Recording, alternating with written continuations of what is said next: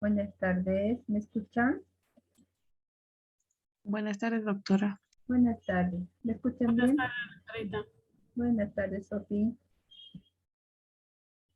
Gracias.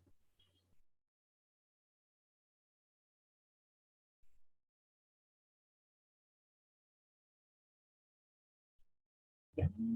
Vamos a empezar otro tema. Es relativamente corto, pero también entra en nuestro final de TikTok, por favor, ¿no? Entonces, pongan mucha atención. El título es Sedantes hipnóticos. En otros libros de farmacología los llaman hipnóticos y sedantes, ¿ya? Eh, les voy a explicar por qué he puesto así solo un guión. Vamos a leer primero los dos conceptos. Dice, sedantes son drogas que tranquilizan al paciente donde disminuye la actividad nerviosa. Hipnóticos son drogas que van a producir sueño parecido al normal, pero no igual, ¿no? Entonces, primero, Eh, estos hipnóticos cuando producen sueño y es parecido al normal, nos está diciendo que no es igual. ¿Por qué? Cuando a veces entre nosotros, ¿no?, nos preguntamos, ¿y qué te has soñado? ¿Cierto? Dicen, me soñado con tal cosa. Hay otras personas que no sueñan nada. Entonces, ese sueño inducido por fármacos, generalmente no hay algo que recordar, ¿no? O sea, han dormido, sí, pero no han tenido un sueño. Ustedes saben que en el sueño hay fases, ¿no es cierto? Entonces, cuando es inducido, no hay algo que recordar, ¿no? No hay un sueño que recordar. Durmieron, digamos, 8 horas, pero no hay sueños que recordar. En cambio, el normal, cuando uno a veces se cansa, ¿no es cierto? Qué sé yo, cambia sus muebles, se pone activo, etcétera, en la noche, o sea, concilia el sueño, ese sueño, dormir, ¿no es cierto?, descansar, reparador, ahí hay las fases del sueño y pueden tener un sueño X, ¿cierto?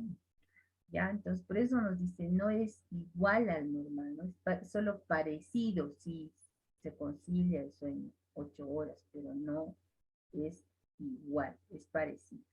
Y cuando hablamos de sedantes, que es lo que nosotros vamos a manejar con nuestros pacientes, dice, son drogas o fármacos que tranquilizan al paciente, donde disminuye la actividad nerviosa, ¿no? Entonces, ¿en qué casos, de qué pacientes me está hablando?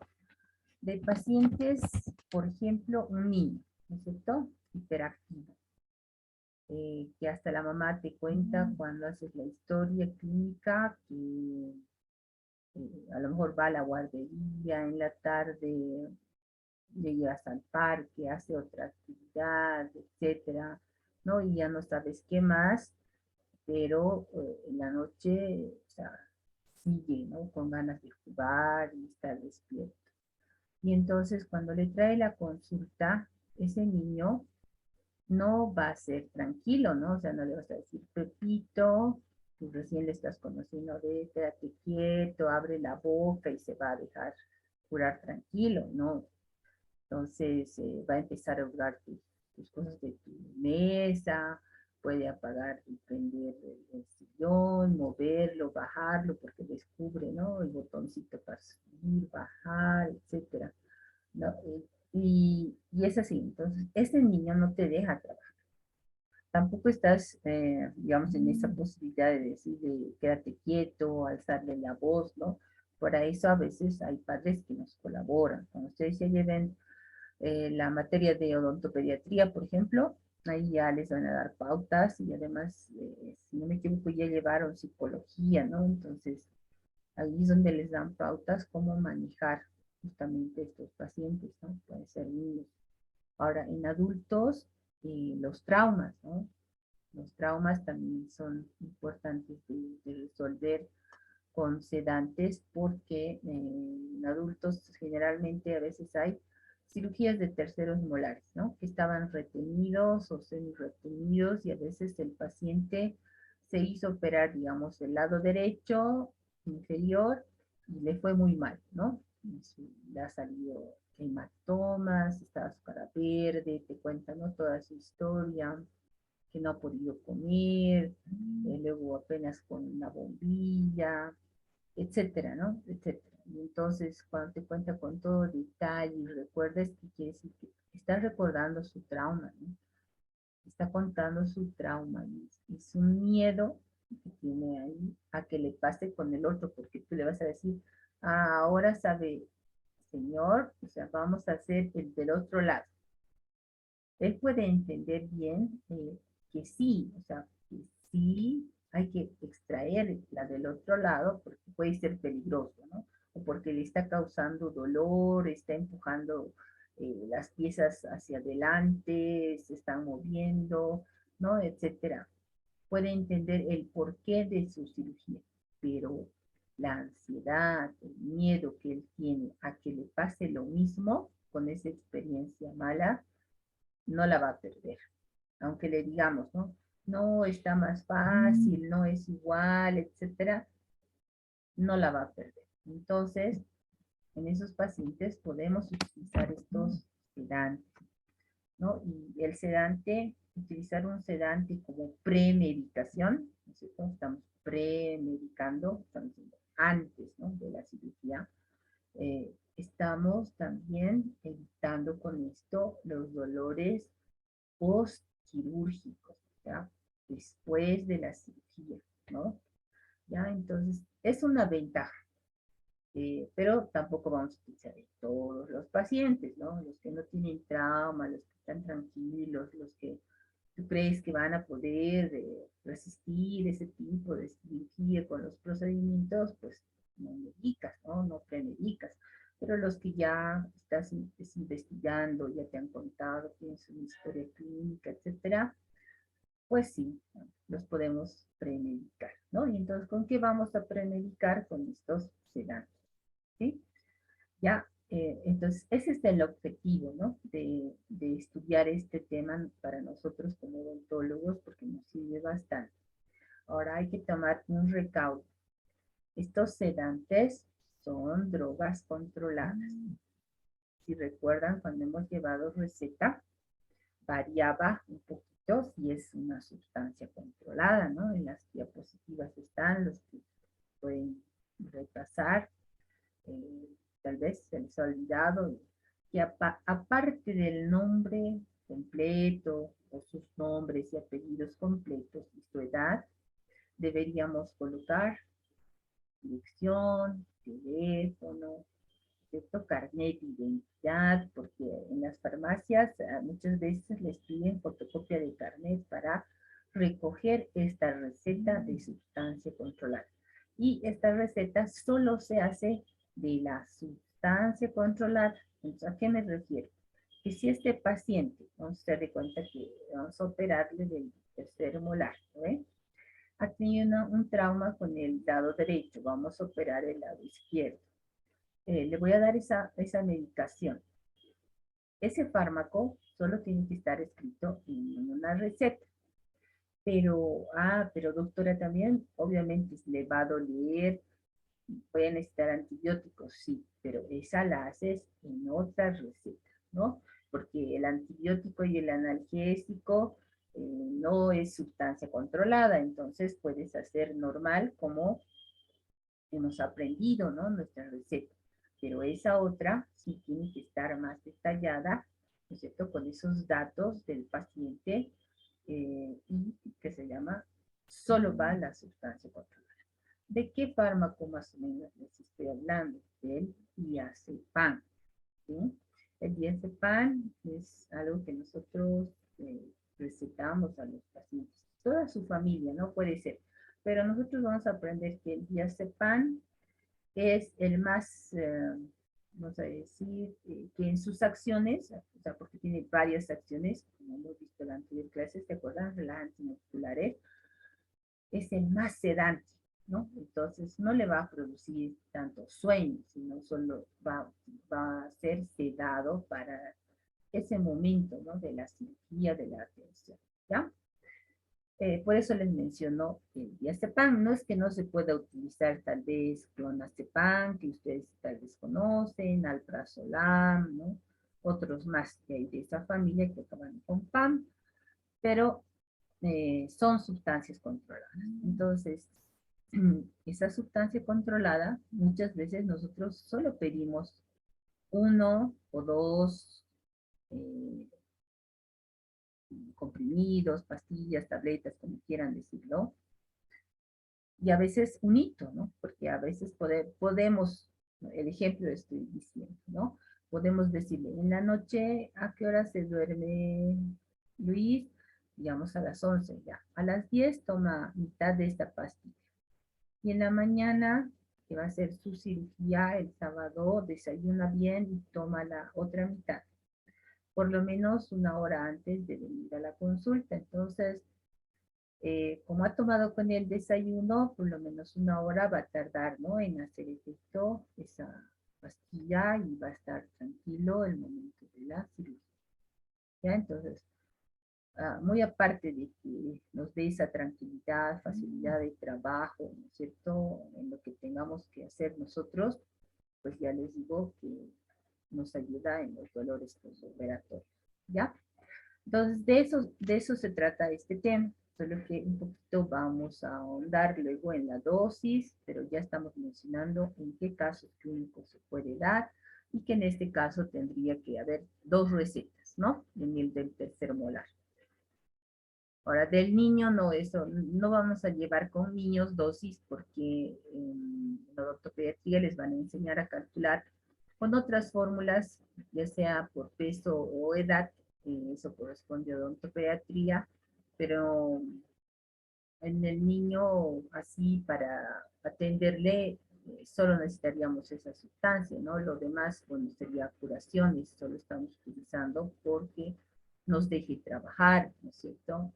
Y cuando le damos ese sedante, pues hay que informar a la mamá, al papá, porque es un menor de edad, ¿no? No podemos darle así nada más sin que sepa la mamá o el papá, ¿no es cierto? Porque si no, se va a asustar que se duerma en tu sillón, tal vez has calculado mal la dosis, va a decir, ¿qué pasa aquí? Mi niño se duerme cada vez que viene donde usted, doctor, ¿no es cierto? Entonces, eso tiene que estar bien, bien informada también la mamá y dar su consentimiento para que ella le dé el jarabe, porque hay jarabe de diazepam y para la atención odontológica, ¿sí?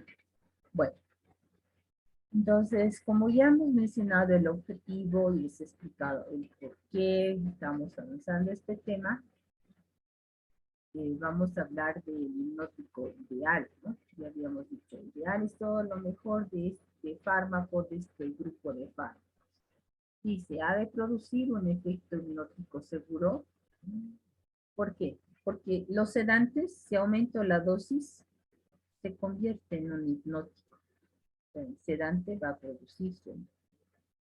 ¿Ya? Entonces, el sueño de por lo menos 8 horas, ¿ya? En el paciente.